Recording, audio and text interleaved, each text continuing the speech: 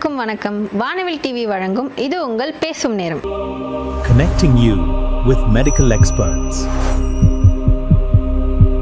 இன்னைக்கு இருக்க இந்த அவசரமான உலகத்துல உடல் ரீதியான பிரச்சனை நம்ம கண்ணுக்கு தெரியுது. ஆனா மன ரீதியா வர பிரச்சனை நமக்கு தெரியறதும் இல்லை, புரியறதும் இல்லை. நம்ம இந்த மனசை ஒரு கோவில், குரங்குன்னு நிறைய சொல்றோம். ஆனா இந்த மன ரீதியான பிரச்சனைக்கு தீர்வு காணணும்னு நினைச்சா ரொம்ப தயங்குறோம்.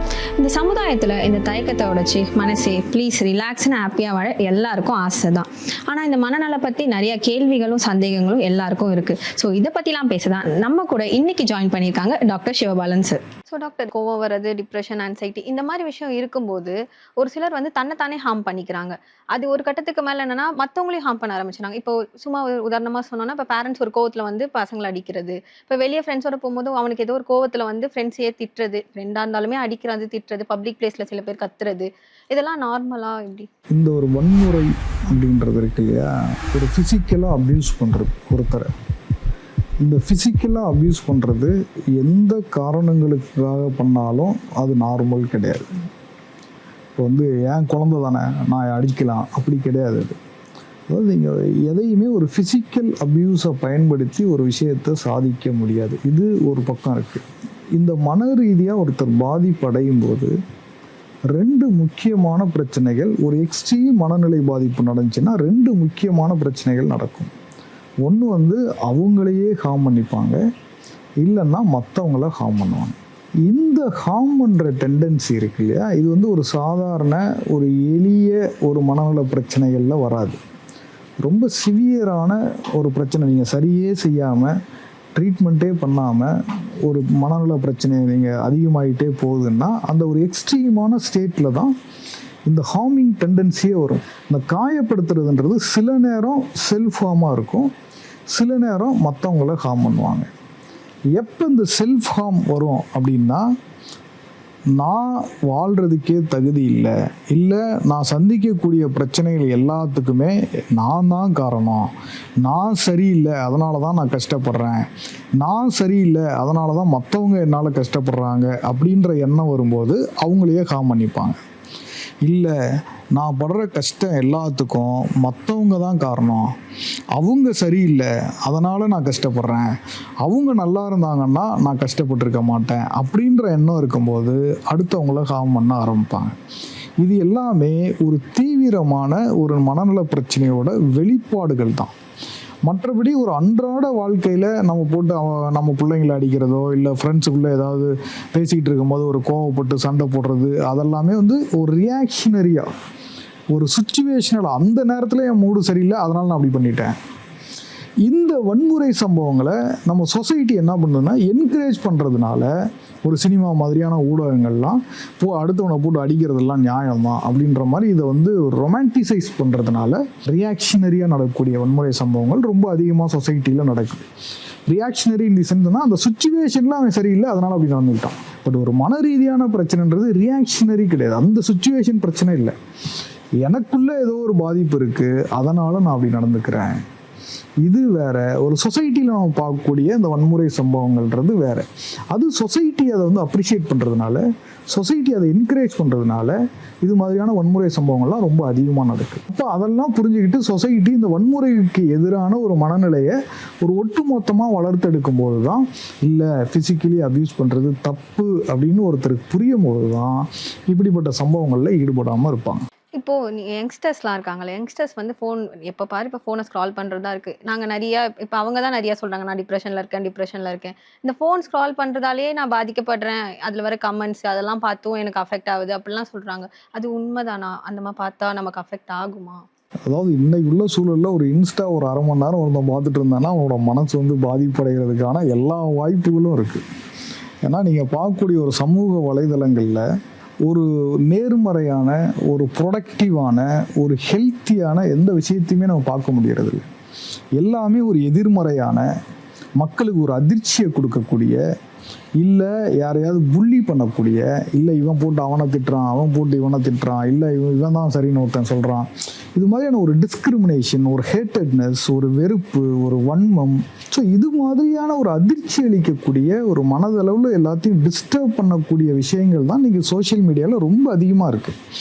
அந்த சோஷியல் மீடியாவை நம்ம சின்ன வயசுலேருந்தே ஒரு அடலசன்ட் ஏஜ்லேருந்தே தொடர்ச்சியாக பார்த்துக்கிட்டு இருக்கும்போது அப்போ அதை பார்க்கக்கூடியவங்களோட மனநிலையுமே ஒரு கட்டத்தில் இது மாதிரி ஒரு ஹேட்டட்னஸாகவும் ஒரு வெறுப்போடையும் ஒரு வன்மத்தோடையும் ஒரு ஹெல்த்தியான ஒரு மனநிலை இல்லாத சூழலை வந்து உருவாக்குறதுக்கான வாய்ப்புகள் இன்னைக்குள்ள சமூக வலைதளங்களில் இருக்குது. அப்போ நம்ம தான் இந்த சோஷியல் மீடியாவில் நம்ம எதை பார்க்கணும் எதை பார்க்கக்கூடாது, அதுவும் குறிப்பாக ஏஜ் அப்ராப்ரியேட்டாக நம்ம பார்க்கணும் இப்படின்ற சென்ஸ் எல்லாம் இருக்கும்போது மட்டும்தான் இந்த சோஷியல் மீடியானால் வரக்கூடிய இந்த மன ரீதியான பாதிப்புகளை நம்மளால் தவிர்க்க முடியும். அது மாதிரி இப்போது சில பேர் வந்து எனக்கு ஓசிடி ப்ராப்ளம் இருக்குன்னு அப்படின்னு ஒரு வார்த்தை சொல்கிறாங்க. எனக்கு வந்து ஒரு சின்ன பொருளை நகர்த்தி வச்சிட்டாவே நான் திருப்பி அதை கரெக்டாக அரேஞ்ச் பண்ணும், இல்லைனா எனக்கு நைட்டு ஃபுல்லாக தூக்கமே வராது, அந்த திங்ஸே எனக்கு மைண்டுக்குள்ளே ஓடிட்டே இருக்குன்றாங்க. அந்த ப்ராப்ளம் என்ன டாக்டர்? அது மன ரீதியான ஒரு ப்ராப்ளம் தானா? ஒரு மன ரீதியான பிரச்சனைகளை பொறுத்த வரைக்கும் நார்மலுக்கும் அப்நார்மலுக்கும் இடையில ஒரு சின்ன கோடு தான் வித்தியாசம். ஒரு பர்ஃபெக்ஷனிஸ்ட்னு நம்ம சொல்கிறோம். அவர் 8 மணிக்குன்னா 8 மணிக்கு ஷார்ப்பாக வந்துடுவாருங்க, அவ்வளோ பங்க்சுவலான ஆளுங்க அப்படின்னு ஒருத்தரை பாராட்டுறோம். சின்ன தப்பு பண்ணால் கூட அவரால் ஏற்றுக்க முடியாது. இவர் வந்து வீடு அவ்வளோ நீட்டாக வச்சுருப்பார், இதெல்லாம் நம்ம சொல்கிறோம் இல்லையா? இது எல்லாமே ஒரு வகையான அப்சஷன் தான். 9 மணிக்குன்னா அந்த இடத்துக்கு நான் 9 மணிக்கு போகணுன்றதே ஒரு அப்சஷன் தான். 9:01 போனால் உலகம் இடிஞ்சு உள்ள போகிறது இல்லை, ஆனாலும் நான் அதை ஃபாலோ பண்ணணும் அப்படின்ற இதுக்காக செய்யக்கூடியது தான் இந்த அப்சஷனே. அப்போ பொதுவாக ஒரு அப்சஷன்றதே ஒரு நார்மலான ஒரு விஷயந்தான். ஒரு க்ளீனாக வச்சுக்கிறதோ, இல்லை ஒரு பர்ஃபெக்ஷனாக இருக்கிறதோ, இல்லை ஒரு விஷயத்துக்கு பங்க்சுவலாக போகிறதோ, இது எல்லாமே நார்மலாக மனிதர்களுக்கு இருக்கக்கூடிய ஒரு அப்சஷன் தான். இந்த அப்சஷனே அதிகமாகும்போது அப்போ அந்த விஷயத்தை செய்யலைன்னா என்னால் நிம்மதியாக இருக்க முடியாது. இப்போ வந்து எனக்கு திடீர்னு என்ன தோணுதுன்னா, என் கை அழுக்காயிடுச்சு, நான் போய் கழுவிட்டு வந்தால் தான் நிம்மதியாக இருக்க முடியும்னு தோணுது. நான் போய் கழுவிட்டு வரேன், இது நார்மல். கழுவிட்டு வந்ததுக்கப்புறமும் இல்லை சரியாக கழுவல அப்படின்னு போய் திருப்பி கழுவுறேன், அதுவும் நார்மல் தான். கிட்டத்தட்ட ஒரு 2 மணி நேரமாக வரது போகிறது, கை கழுவுறது, உட்கார்றது, திருப்பி போகிறது, திருப்பி வர்றது, திருப்பி கை கழுவுறது, இதை திருப்பி திருப்பி எந்தவித காரணங்களும் இல்லாமல் இந்த மன திருப்தி இல்லாதனால திருப்பி திருப்பி ஒரு விஷயத்தை செஞ்சுக்கிட்டே இருந்தாங்க அப்படின்னா அது வந்து டிசீஸ் ஆயிடுச்சு. எப்போ நார்மலாக இருக்குது? நான் நார்மலாக இதெல்லாம் செஞ்சேன்னா அது எனக்கு மனசு நல்லா இருக்குது. எப்போ அப்போ அப்நார்மல் ஆகுது? எனக்கு இதெல்லாம் செய்யவே பிடிக்கல, ஆனாலும் செய்யலைன்னா என்னால் நிம்மதியாக இருக்க முடியல, என்னால் ரிலாக்ஸாக இருக்க முடியல, மனசுக்குள்ளே ஏதோ ஒன்று ஓடிக்கிட்டே இருக்குது. அப்போ அந்த ரிலாக்ஸாக இருக்கணும், செஞ்சால் தான் நிம்மதியாக இருக்கணுன்ற ஒரு மனநிலைக்கு வந்துருச்சுன்னா அது அப்நார்மல் அப்சஷனாக இருக்குது. இப்போ இந்த மெடிக்கல் டேர்ம்ஸ்லாம் எல்லாருக்குமே தெரிய ஆரம்பிச்சது. மென்டல் ஹெல்த் ரிலேட்டடாக பார்த்தோன்னா படங்களில் காமிக்க ஆரம்பிச்சிருக்கப்புறம் தான் தெரிய ஆரம்பிச்சு. இந்த 3 சர்வமாயா அந்த மூவிஸ்லலாம் வந்து இப்போ தனுஷ் உட்காந்துட்டு இருக்காருன்னா யாரோ பக்கத்தில் வந்து அவருக்கு பேசுகிற மாதிரி கேட்கும், அவராகவே தனியாக பேசுவார், அக்ரெஷனாக மாறுவார். அந்த நோயெலாம் என்ன டாக்டர்? இது எல்லாமே வந்து ஒரு தீவிர மனநோயோட சிம்டம்ஸ். அது டெலியூஷன்னு சொல்லுவாங்க. டெலியூஷன்னா என்னன்னா ஒரு ஸ்ட்ராங் கன்விக்ஷன், அதாவது லாஜிக்கலி இப்படி ஒரு விஷயம் நடக்கிறதுக்கு எந்தவித வாய்ப்பும் இல்லை, ஆனாலும் இந்த விஷயம் நடக்குது அப்படின்றத ஒரு உறுதியாக நம்புறது.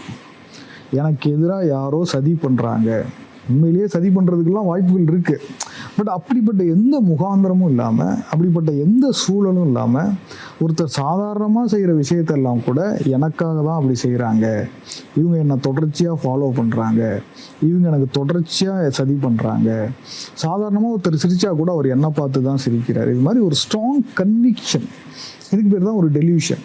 இந்த டெலியூஷன்றது ஒரு தீவிரமான ஒரு மனநல பாதிப்புகளில் வரும். அதே மாதிரி ஹாலுசினேஷன் சொல்லுவாங்க. ஹாலுசினேஷன்னா என்னென்னா எந்தவித ஒரு வெளிப்புற காரணமும் இல்லாமல் திடீர்னு நான் சில உணர்வுகளை நான் உணர்றது.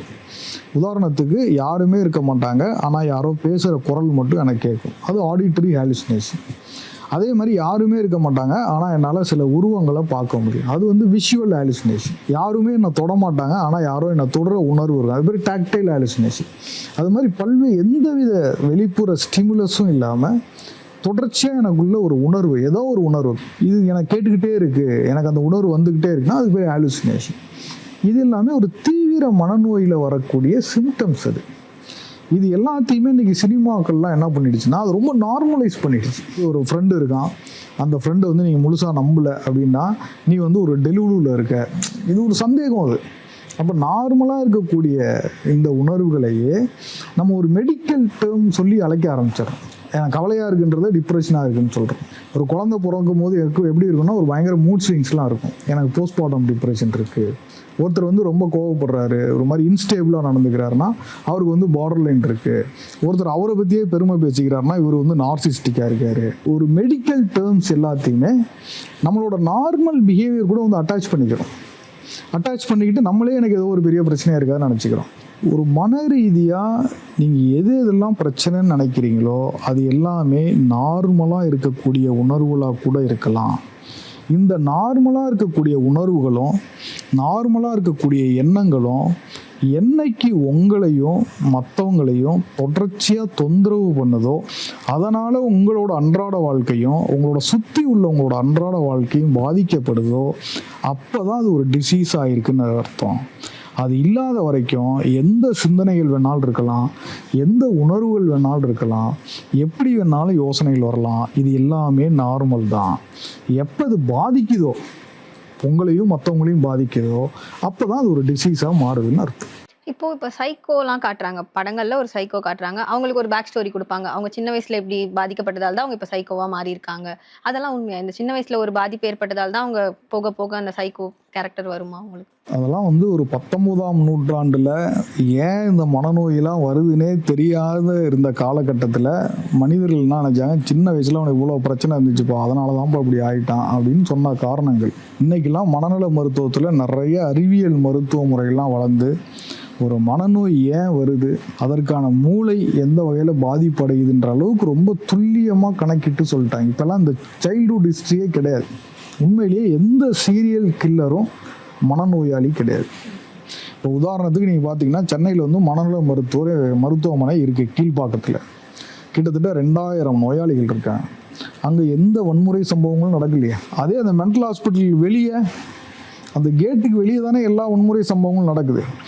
அப்போது ஒருத்தன் வன்முறையை பிரயோகிக்கிறான்றதுனாலேயே இவன் மனநோயாளியாக இருப்பான். அது வந்து ரொம்ப தவறான கான்செப்ட். அது எங்கேயாவது ரொம்ப ரேராக சில நேரங்களில் மனநோயாளிகள் இது மாதிரியான ஒரு வயலண்ட்டாக இருக்கலாமே தவிர அது அவங்களோட நேச்சர் இல்லை.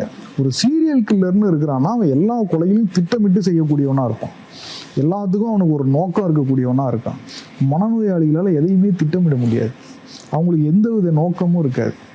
அவங்க மனநோயினால் அவங்க கஷ்டம்தான் பட்டுக்கிட்டு இருப்பாங்களே தவிர they are not dangerous to the society.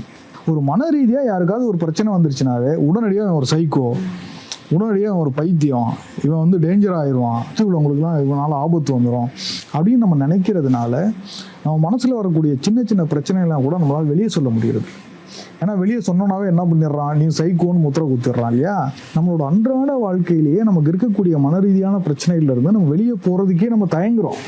அதுக்கு ஒரு ஹெல்ப் கேட்குறதுக்கே தயங்குறோம். இதுக்காக நாங்கள் தொடர்ச்சியாக மீடியாலாம் நாங்கள் எழுதிட்டு தான் இருக்கிறோம். அப்படி இல்லை, உண்மையிலேயே அவங்களாம் கஷ்டப்படுறாங்க. எனக்கு ஒரு டவுட், இந்த அன்னியன் மூவில ஸ்பிளிட் பர்சனாலிட்டி, மல்டிபிள் பர்சனாலிட்டிலாம் காட்டுறாங்களே, அது உண்மையாக இருக்கா? ஏன்னா அது பார்க்கும்போதெல்லாம் எனக்கு தோணும், ஓகே இப்படிலாம் இருப்பாங்களா அப்படின்ட்டு. அதெல்லாம் ஒரு மிகைப்படுத்தல் தான். ஒரு ஸ்பிளிட் பர்சனாலிட்டின்றது ஒரு மிக மிக சாதாரணமான ஒரு மனநிலை மாற்றம். அதாவது உதாரணத்துக்கு வந்து இன்னைக்கு வந்து நான் ஒரு விஷயத்தை எனக்கு பிடிச்சிருக்கு, இது நல்லா இருக்குது, பரவாயில்ல இதை பண்ணலாம் அப்படின்னு சொல்கிறேன். கொஞ்ச நேரம் கழிச்சே இல்லை இதெல்லாம் போய் நம்ம ஏன் பண்ணோம், இதெல்லாம் நார்மலாகவே நமக்கு வரக்கூடியது தானே.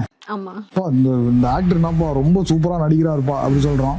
கொஞ்ச நேரம் கழிச்சு என்ன சொல்கிறான், இவன்லாம் நடிக்கிறேன்னு கிளம்பி விட்டுட்டான்னு சொல்கிறோம். நார்மலாகவே நமக்கு இருக்கக்கூடிய மனநிலை மாற்றங்கள் தான். இதை தான் ஒரு சும்மா மெடிக்கலி அப்படி சொல்லுவாங்க. இத்தனை வருடங்கள் அனுபவங்களில் அப்படி ஒரு ஆளை நான் பார்த்ததே இல்லை.